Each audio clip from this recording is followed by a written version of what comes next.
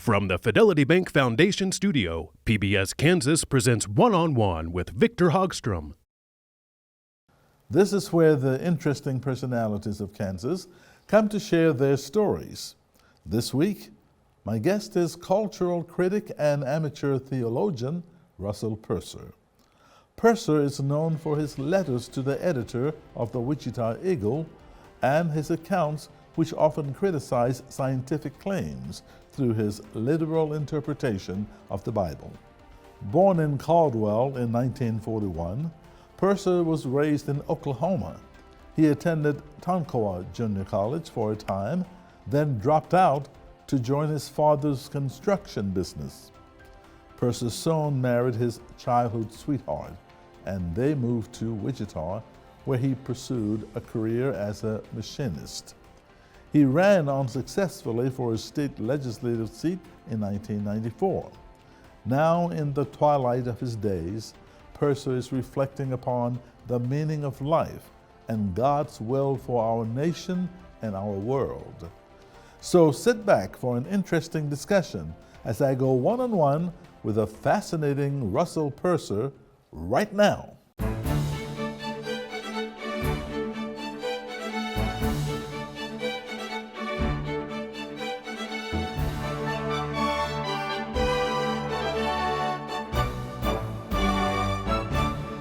Hello and thank you for joining us. I'm Victor Hogstrom. I'm delighted to welcome cultural critic and amateur theologian Russell Purser to the program. Russ, it's a pleasure to have you. It's good to be here. I found you to be very interesting in your views, and I thought we should share it with our viewers. Yes. First, you were born in Caldwell, raised in Oklahoma, and moved back to Kansas. Give us a little history of your life. Okay. I was born in Caldwell, and before I was 2 years old, my parents moved to Oklahoma. We moved around quite a bit and finally settled in Ponca City when I started the 7th grade. And when I started the 7th grade, that was when I met the girl who would become my wife. And so when we were 21, we got married.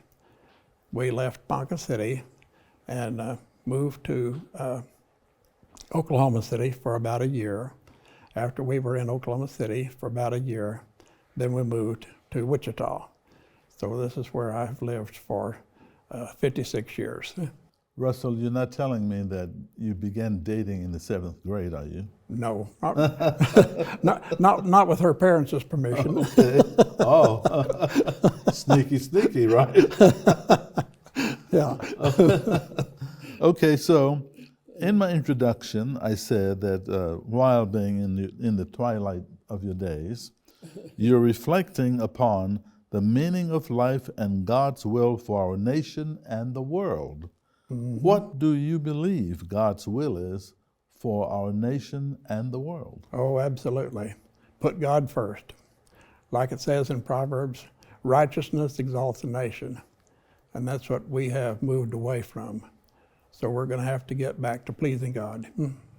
It's just that simple. How much of the Bible have you studied? All of it.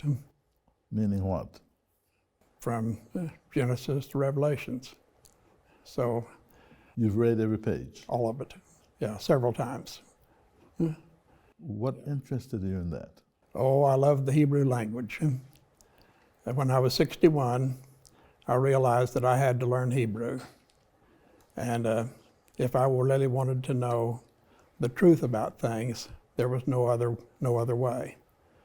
So I went to Barnes & Noble, and there was what is called a Hebrew Tanakh, which is the Hebrew Bible, sitting at eye level. It was not wrapped in cellophane, and I opened it up to a certain passage, and I realized this is what I need. At my feet, there was a book that was about the size of an ordinary magazine. It was blue-green, and it says, "Learn Hebrew today." So I took those two books home, and 4 days later I spoke my first Hebrew word. That was when I was 61. So what led to the development of your interest in the Bible, to have caused you to have read every chapter, every book, I should say, Yeah. of the Bible? I'm a perfectionist, and little things can mean a lot when you really understand, especially the Hebrew language. So oftentimes things will get left out when people are just preaching a sermon, and so you wonder, well, why are they leaving this out? And so if you don't read the whole Bible, every bit of it, then you really don't know the whole story. Well, sometimes people interpret the Bible a little differently. How do you interpret the Bible? I interpret it very literal. So I belong to a Jewish organization, and they recognize that this is the year 5783. And so that's the way that I see the history of the world, in a very literal sense. So when it says, in the beginning God created the heavens and the earth, I believe it. And I have never doubted that for 1 minute. Now you believe you are a part of a Jewish organization, you said. Yes. But you're not Jewish. No. How is that? Well, And why is that? why is that? That's because one of the first promises that God makes in the whole Bible is made to Abraham. And he said, I will bless those that bless you, and I will curse those that curse you. And today we've got examples that prove that that's true. So, What are those examples? Okay, the Holocaust is a primary example. So when people realize the importance of the Jewish people, they would realize that God stands by his word. And we need to always realize that. So when you put the Jewish people in a very important place in your life, then you will never regret it. Sometimes you may be persecuted for it, but on the other hand, you're also going to be blessed in ways you could never imagine.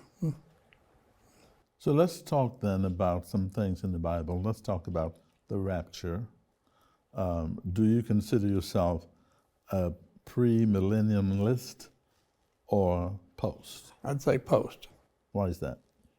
because there are many instances in the Bible, both Old and New Testament, where God will test the faith of the people. And so just believing in God just isn't enough. There has to be evidence of your faith. And so this evidence of your faith is what the testing is all about.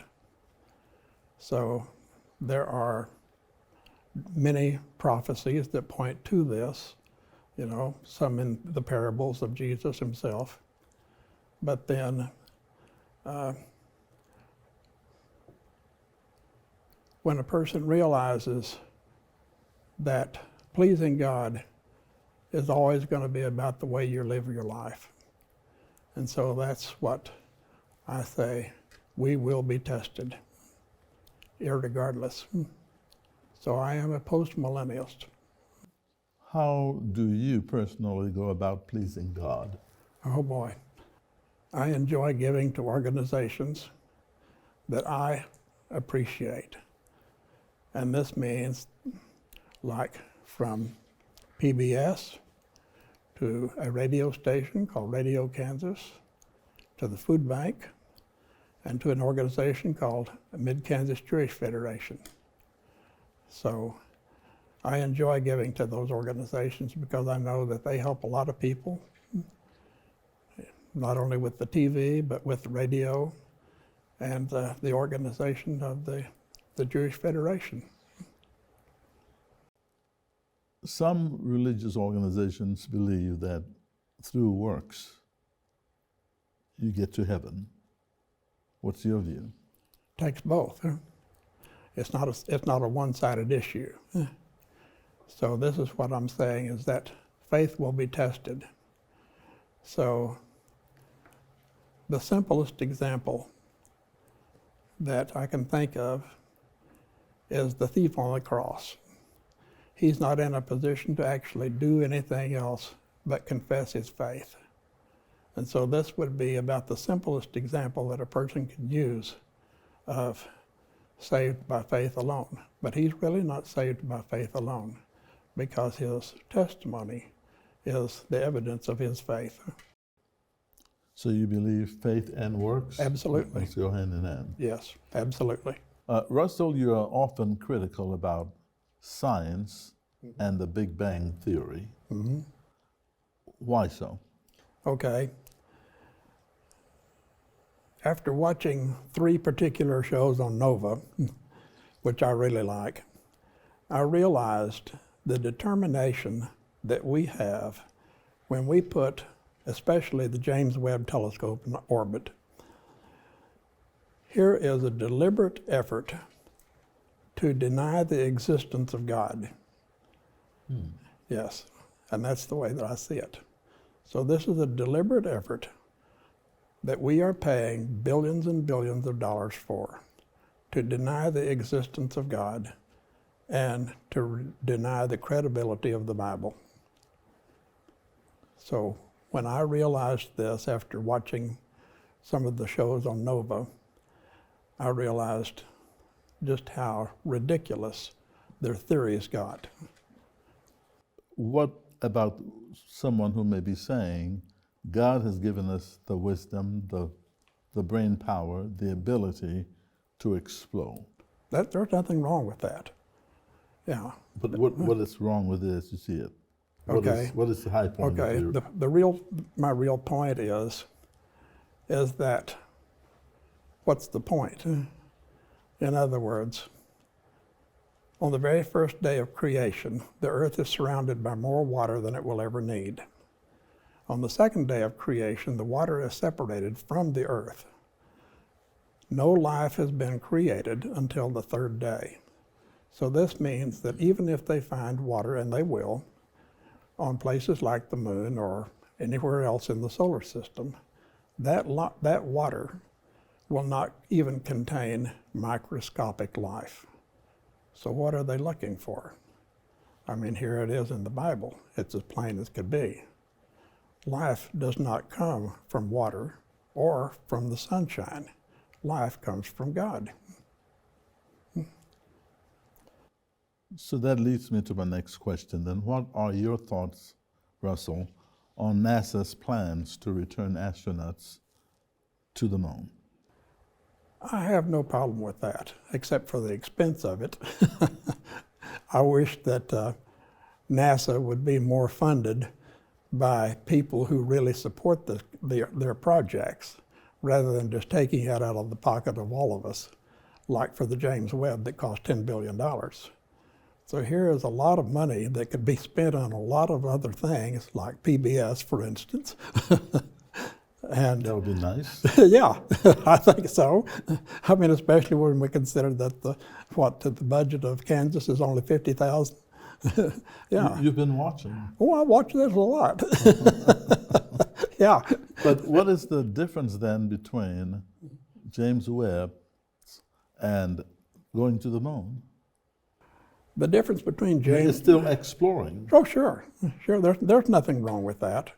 But what are they going to find out? Well, they're going to find out one thing for sure: the old man in Kansas was right. There is no life in the water. So here you can go to water. I mean, here you can go to the moon, and you can establish a what would you say? A place of residence. So, and in other words, if you're going to have a place of residence, you have to have water from some source. So are you going to be flying it back and forth from the Earth to the moon, or are you going to have your source of water on the moon? Well, there's nothing wrong with having it on the moon. But I'm just simply saying that life is not in the water. So that our viewers can help understand you better, we play a little game on this program. Mm-hmm. So let's do one, okay? Okay. Mm-hmm. I will ask you what your favorite is, and you tell me what your favorite and why. What is your favorite Bible verse? Oh, Deuteronomy 29:29. And what is it? And this says basically that the secret things belong to the Lord our God, but the things that are revealed are for us and for our children forever, to do all of the things of this instruction. So this means that there is nothing secret about pleasing God. It's very plain. God does have secrets, but there's nothing secret about what it takes to please God. What is your favorite book of the Bible? I like Genesis. Why is that? I like Genesis because when a person reads the first 11 chapters of Genesis, then you have the foundation for everything else that you're going to be reading. So if a person cannot accept the very first 11 chapters, they might as well just lay the Bible aside and read the newspaper. So that's why Genesis is my favorite book. What's your favorite song? Song? You do like music, don't you? Oh, yeah. Okay. I listen to a classical radio station called Radio Kansas out of Hutchinson. And the song that I requested for Friday is called Orpheus of the Underworld. And this is basically the song that we know as Can Can. And there is a vocal version of that has a lot of energy to it. So when you hear the vocal version of Can Can. So why is it your favorite? Oh, that's just one of my favorites. You enjoy listening to it? I enjoy listening to all classical music. Your favorite singer? My favorite singer? Oh, right now I would say that I really like this girl named Enya. I don't know what she looks like, but I like the way she sounds. Okay. Your favorite painter? Painter? I'd say Rembrandt. And why is that? I am a very realist person. So as an artist, I have made things that were as near to being realistic looking as I could make them. Your favorite indulgence?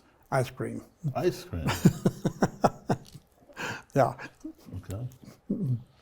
And I think I know why. The viewers probably know why too. Tell us about your lovely wife, Nancy, who recently passed away. Oh, yeah. Well, I'll just say this. I'll probably jump one little bit ahead on your questions.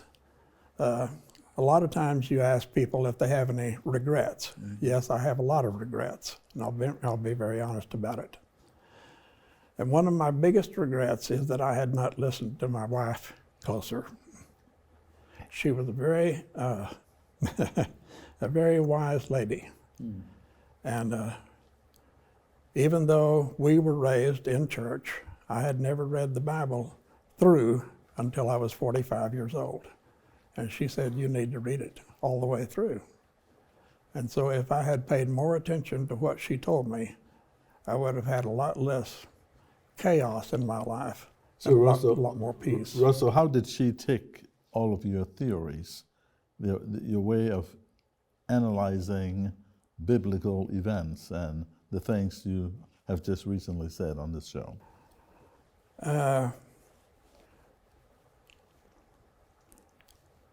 She knew that when I would read something, I would be able to read it in such a way that people had maybe read things a little too quick and didn't really analyze things close enough.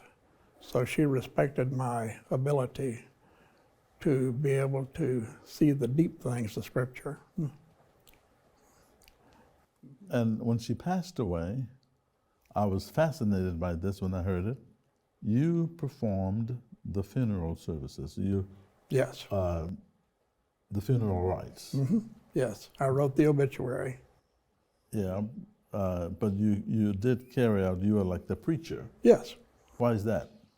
because there was nobody else more qualified. So she had been on hospice for about 7 months before she passed away. And I had a deep respect for all of the people that were in the hospice team. And there were two particular people that could have taken over for me in the event that they needed to. But with the Lord's help, they didn't need to. Right. So I was able to do the whole service. Did she want that? I think so. Did she know you were going to do that before she passed away? No.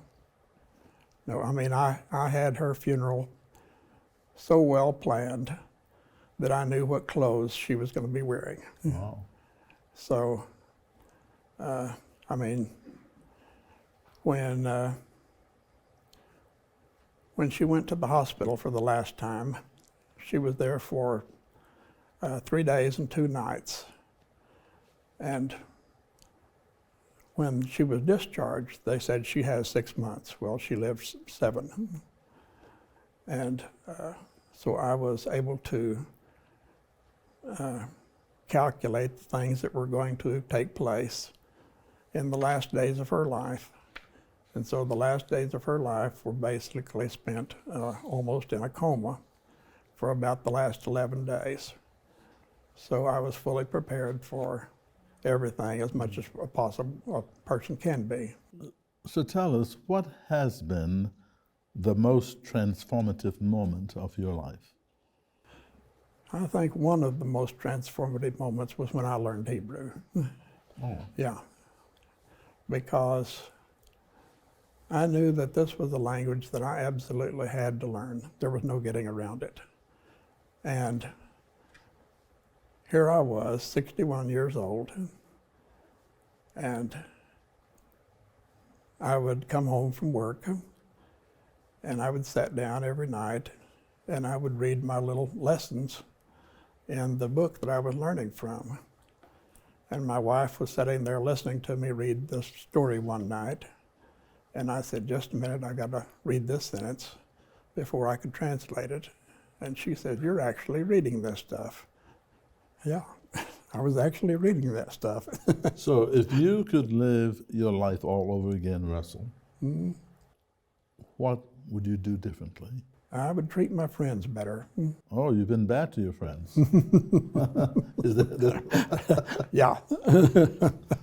no? Yeah. Yes. Yeah. You have been, really? Oh, yeah. Yeah. Why? Oh, sometimes in our younger days, we get to be kind of impulsive. And when you get a little older, you realize, wait a minute, what are you doing?